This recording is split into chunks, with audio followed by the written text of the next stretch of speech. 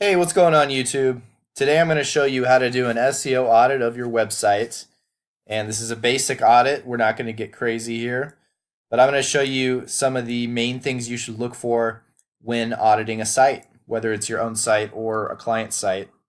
So sit tight. In this example, I'm using a website here that I found called shorecapital.net. It's a capital lending firm based in Southern California. Anyway, not important. I'm just using this for the example of our audit. So let's go over kind of what you should be looking for right off the bat. So we just landed on the home page, and you can see right away that this site is not secure, which means it doesn't have an HTTPS before it. Instead, it's HTTP, and that essentially means that it does not have an SSL encryption. And if you know anything about SSL, basically that's an extra security measure that every website needs to have today, or else Google is going to list it as being not secure, and that is not good for SEO. The reason why it's not good for SEO is, well, there's two reasons. One, Google says that it's going to punish sites that don't have SSL by potentially lowering their rankings slightly. And secondly, it's going to make for a bad user experience because users are going to come here, they're going to see not secure, and they're going to say, "Oh crud, this is a site that's going to, that talks about money, my money, and it's not secure. What is that about?" So that's not a good thing. So that would be the very first recommendation we want to have.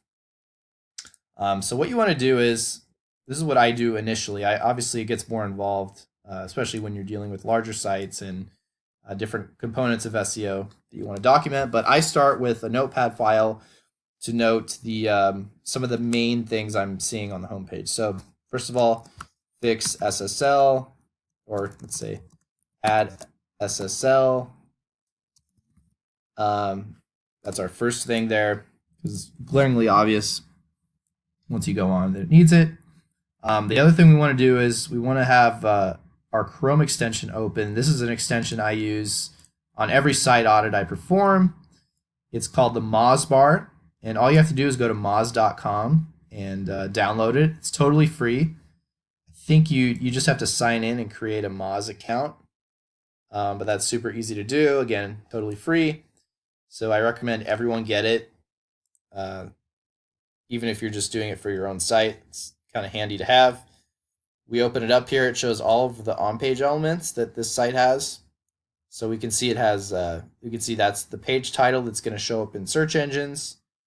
And we can see it's 62 characters. It is over there. So 62 characters is a good length for a page title. Don't have to worry too much there. Meta description could be a little bit longer, possibly. But it does have a nice call to action in the end. Remember, meta descriptions aren't really an SEO ranking. They're more about click-through rates. So you want your meta description to essentially be like an advertisement for your website. This is the content you see in searches underneath the blue title tag for your website. So it needs to be catchy. It needs to make people want to click through onto your site. That's the main thing we're looking for there. H1s, these are the main headings of the site. So we can see, yeah, it has these H1s. And yeah, so like this is an H1 right here about us. You can see it right there. Are you a top performing agent? Yep, there it is. So it is using H1s. In fact, it might be using too many H1s. You really should only have a single H1 on each page. H1s are like the main, I always talk about it this way. H1s are the title of your book, and H2s are the chapters of your book. Think about it that way. So each web page should have one H1 as the title of the web page, essentially. Sort of like the page title, but a little bit different. And the H2s are just subsections of that main H1. So if the main H1 here is working the best real estate lending professionals, these should all be H2s, really. About us, blah, blah, blah. And there actually are no H2s, as you can see here. So that's something that we'd want to recommend as well. So we'd put a note like, too many H1s on homepage. Consider making them into H2s. And then, of course, we want to explain all of this in detail with the client so that they understand. But that's essentially what we'd want to change there.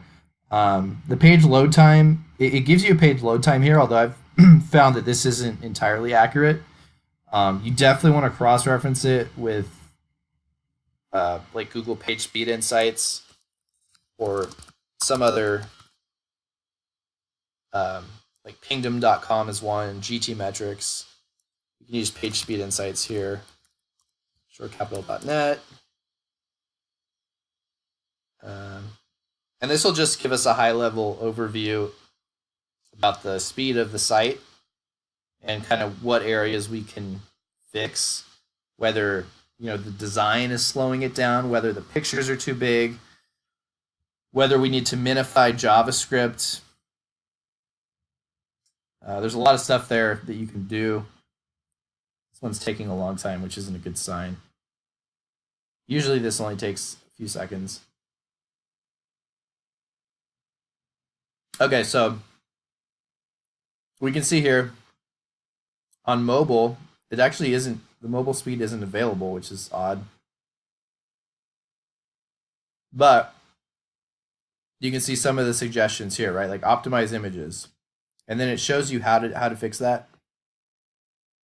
Like it shows you which images need to be smaller.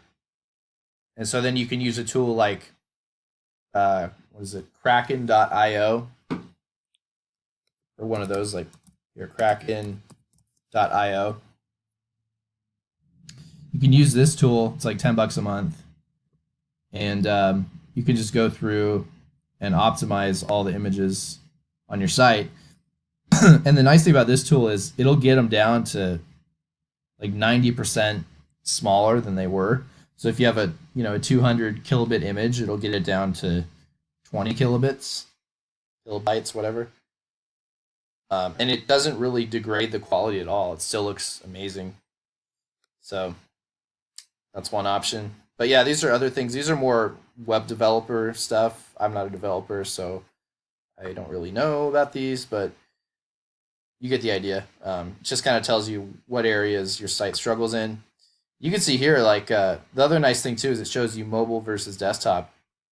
The desktop is really bad compared to mobile, which is actually kind of a good thing since Google indexes, or since Google really looks at mobile, the mobile version of the site first these days. Mobile first indexing, they call it.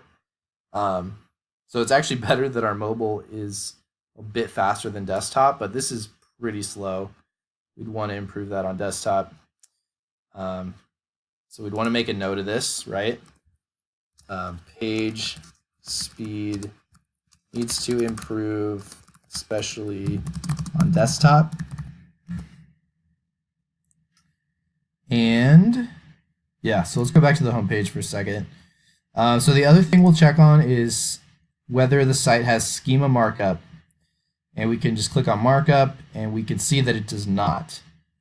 Now, schema markup, let me explain the basics here.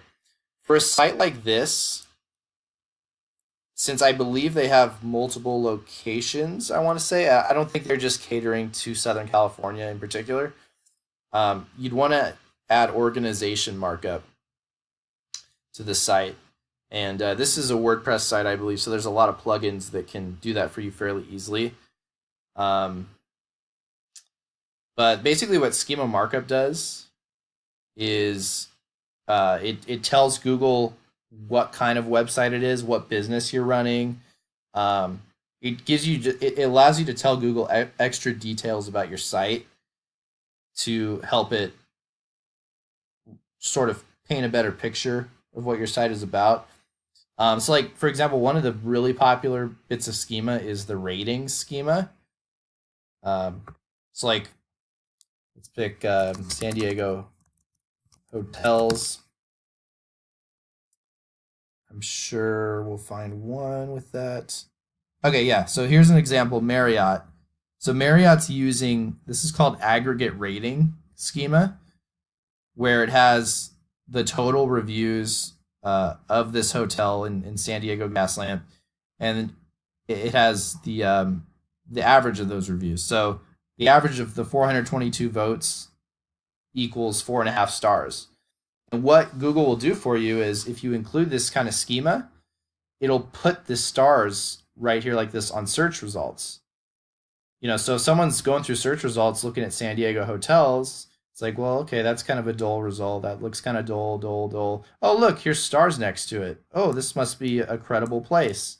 And I do think it helps the click through rates a little bit because people will see this and they'll go, oh, this hotel is obviously you don't want to, if it's a 2-star hotel, you don't want to have the star rating there. But in this case, people will see that and they'll go, oh, this is a really nice hotel. Let me click through to it. Boom. So, I mean, oops. So, I mean, schema does help in that regard to get people over to your site if they see certain information. It also helps with other things, but I could be talking about that all day. So, anyway, for this, we'd want to leave a note saying, add schema markup. Okay. And anything else on the Moz bar I can show here? Oh, and of course we want to make sure that so this site isn't secure, so we're probably not going to have issues with rendering different versions of the site. As we can see here, this is the only version that is being rendered. So let's test this out here. So you want to make sure that Google isn't indexing multiple versions of your website. So like when we type short capital, that's the address that should be coming up. If we were to just type in shortcapital.net right then, and this is all that showed up, then that would be bad, because that would mean that there's multiple versions of the website being recognized by Google, and you only want one version being recognized of the site. Other things to note here. We have a call to action button, which is good on the homepage. We also have some internal linking going on, which is really good. And yeah, you could probably add more content here. This isn't a ton of content. We have reviews though. Reviews are really good. Yeah, there's a lot of other things too. SEO can be a pretty involved process when you're auditing sites. This isn't a huge site, so it's fairly straightforward. Of course, we want to go look at every page and see, what areas they can improve on. But these kind of audits would probably only take a couple hours at the most, just because it's such a small site. I've audited sites that are thousands of pages, and that can take days in some cases, depending on how much information is there. Like an e-commerce site, that can take you a very long time to audit. But these service-based business sites and these kind of sites aren't so bad. So yeah, the main things you want to look for is you want to make sure that the structure is good, the on-page stuff is dialed in. And again, there's a lot more we can do, but for the sake of this tutorial, I just mainly wanted to show you Mozbar and kind of what you can look for. And again, you can use this on your own site. So, like my personal SEO site is rayseo.com, which I know is not completely optimized because I haven't had a chance to really optimize it yet. But, you can look at the details on your own site and make decisions from there. Anyway, if anyone is curious to learn more about SEO auditing, I would love to talk with you. You can schedule an audit with me. My audits begin at $65 for a website smaller than 500 pages, which is most sites. So we can do that, or you can just contact me. Go to my contact page here on the site, click contact, and fill out this really basic form, your email address, and send me a message. I'm down to talk and help you out with your SEO issues. So hope you liked it. Like the video.